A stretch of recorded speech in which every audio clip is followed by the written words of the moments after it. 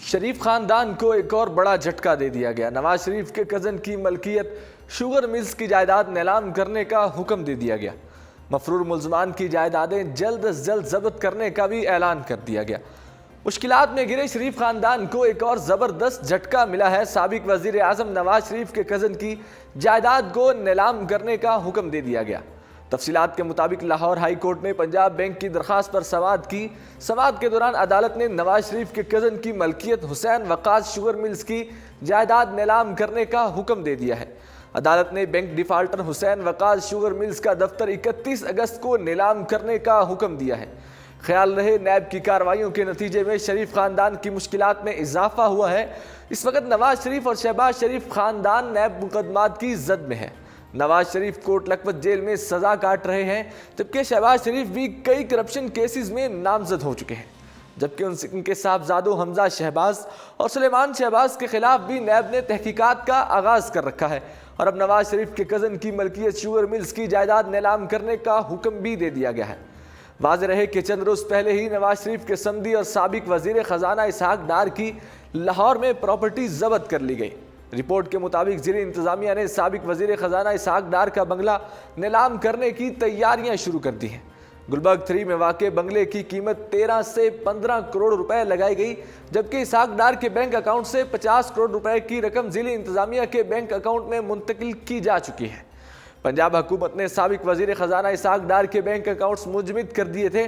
اسحاق ڈار کے اکاؤنٹس میں تقریباً 50 کروڑ روپے کی رقم موجود تھی۔ سابق وزیر خزانہ کا بنگلہ عدالتی حکم پر ایل ڈی اے نے قبضے میں لیا تھا۔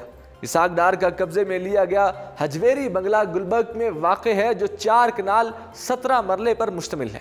ایل ڈی اے نے عدالتی حکم کے امتناعی ختم ہونے پر اسحاق ڈار کا گھر سیل کر دیا تھا، جبکہ دوسری جانب اسحاق ڈار کے صاحبزادے علی ڈار نے لندن سے ایک نجی ٹی وی چینل سے بات کرتے ہوئے کہا کہ ان کا جو گھر حکومت نے ضبط کیا ہے ان کے والد نے سیاست میں آنے سے قبل لیا تھا۔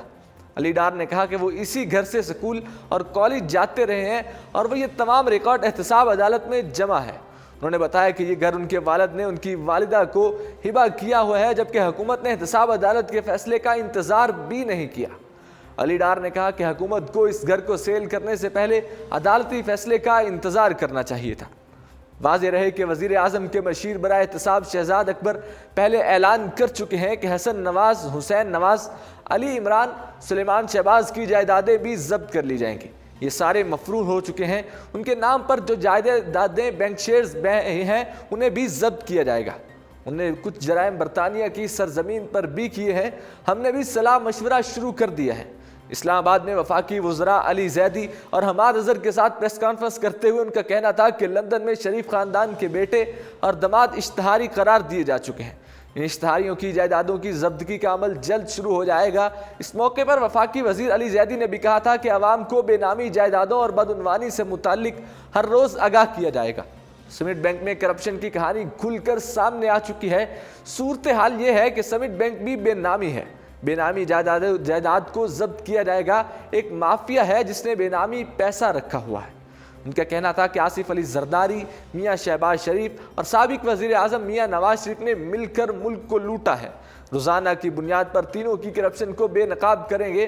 وفاقی وزیر کا کہنا تھا کہ مشکل معاشی حالات کی وجہ سابقہ دور کی منی لانڈرنگ ہے۔ 10 سال وزیر اعلیٰ رہنے والا زلزلہ متاثرین کے پیسے بھی کھا گیا۔ اگلی باری حدیبیہ کیس کی ہے۔ علی زیدی کا کہنا تھا کہ ملک کا پیسہ منی لانڈرنگ سے باہر جاتا رہا۔ ملک کی خراب معاشی حالات کی وجہ سے منی لانڈرنگ ہے۔ سابق حکومت میں قومی خزانے کو بے دردی سے لوٹا گیا، لیکن پی ٹی آئی کی حکومت لوٹا ہوا مال لازمی واپس لائے گی۔ فی الحال اتنا ہی۔ دیکھتے رہیے اردو پوائنٹ۔